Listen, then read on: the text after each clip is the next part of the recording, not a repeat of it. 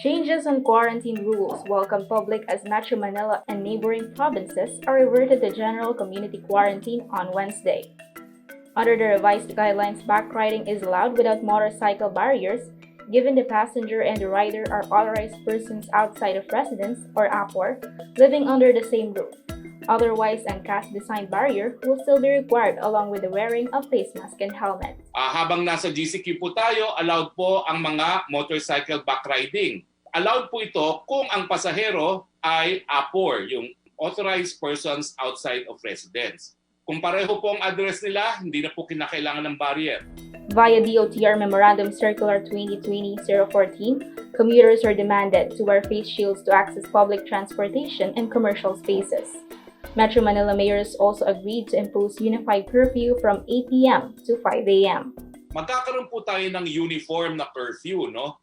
Dito po sa Metro Manila, uniform curfew from 8 p.m. to 5 p.m. In his address on Tuesday, President Rodrigo Duterte reminded the public that the highly awaited vaccine is not for free. And on possibly acquiring expensive vaccine, Duterte pledged to ask Russia and China to give us a credit. As of posting, the country accounts 189,601 COVID-19 cases, 131,367 recovered patients, and 2,998 deaths.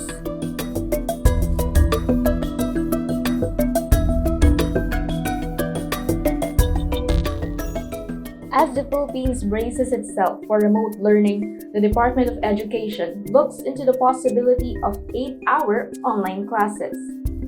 Education Undersecretary Jesus Mateo says that such proposal was made to ensure that 200 to 220 calendar days will be met as the school opening was deferred to October 5.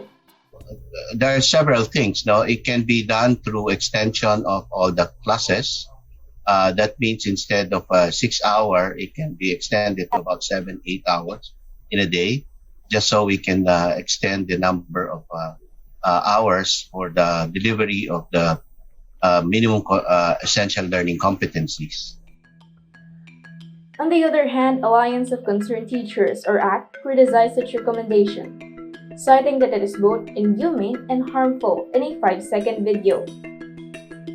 Moreover, former Philippine Guidance and Counseling Association Incorporated President Sheikh Divara Hoxon also echoes this call and suggests a multi-sectoral approach in creating a curriculum for online classes.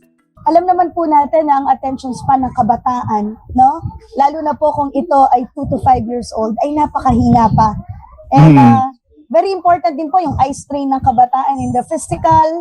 Very important din po yung mga back pains ng mga bata. So, importante po na sana ho gamitin natin na every hour, ayusin lang po natin yung curriculum natin in a multidisciplinary approach na meron pong gabay hindi lang ng guro.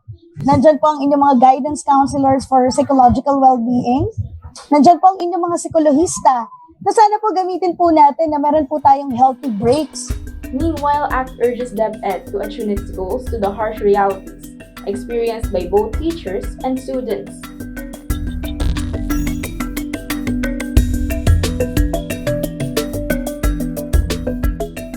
Continuous escalation of the alleged war against dissent under the Duterte administration keeps on being observed by right defenders in the country as 2 advocates have been killed in just 1 week.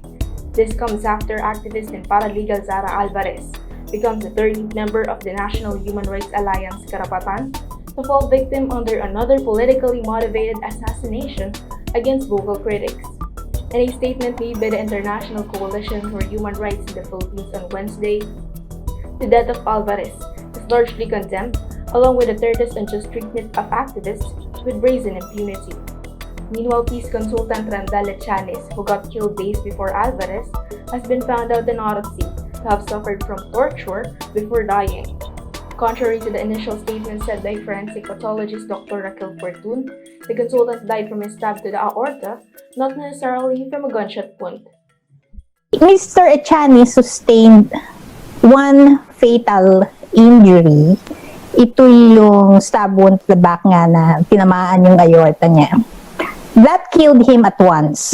However, he had other injuries which were inflicted while he was still alive, tapos hindi muna siya pinatay.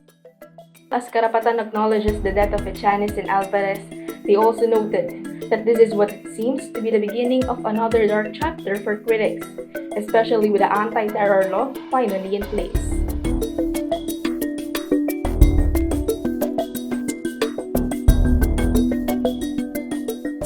Adult joblessness reached a record high of 45%, or 27.3 million individuals from the labor force, according to the recent survey of Social Weather Stations, or SWS. SWS conducted a survey from July 3 to 6 and revealed that 21% of adult Filipinos lost their job or livelihood during the COVID crisis, while another 21% lost their job or livelihood before the pandemic. However, in a press conference, presidential spokesman Harry Roque lauded the Filipino resilience and said that the palace is delighted the jobless rate was only at 45% instead of 100% despite the complete lockdown to contain the virus. Ako po'y nagagalak na hindi tayo 100% nawala ng trabaho.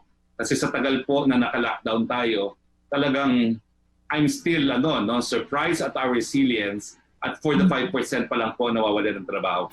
This statement drew flack on social media, and even some senators and groups slammed Roque for his insensitive remark, saying that the figures shown should alarm the government for its implication on the country's economy. Roque immediately clarified his statement and said that he only meant that joblessness could have been worse. Meron pong mga ibang tao na minasama yung binigyan ng kulay yung aking sinabi na nagagalak na hindi tayo 100% na nawalan ng trabaho. Ang ibig ko lang pong sabihin, it could have been worse.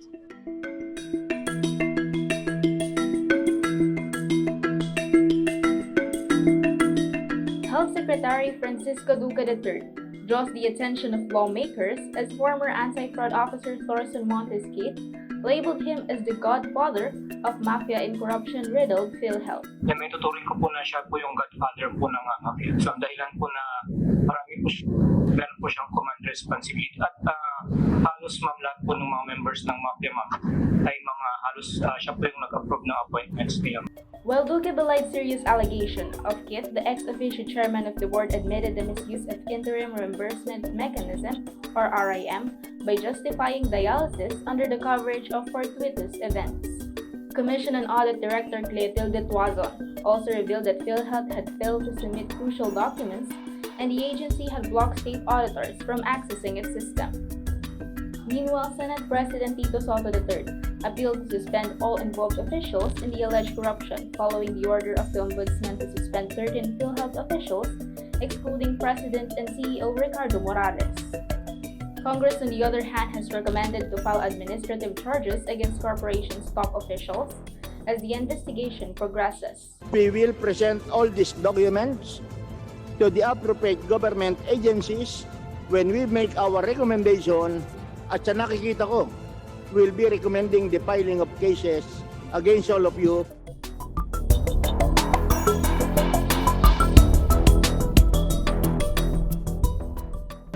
CJ Cancino going to work early. What a beautiful design.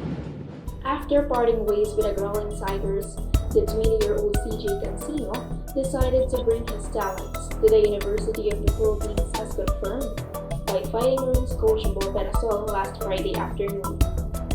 Cancino played 5 years for USD and would like to continue to represent the Espana-based team, but he was then kicked out of the team according to a statement released last Friday.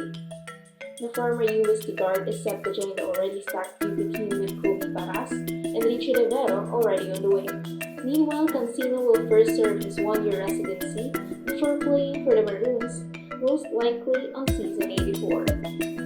This has been EXplainED Express, delivering you the most pressing issues straight to your fingertips.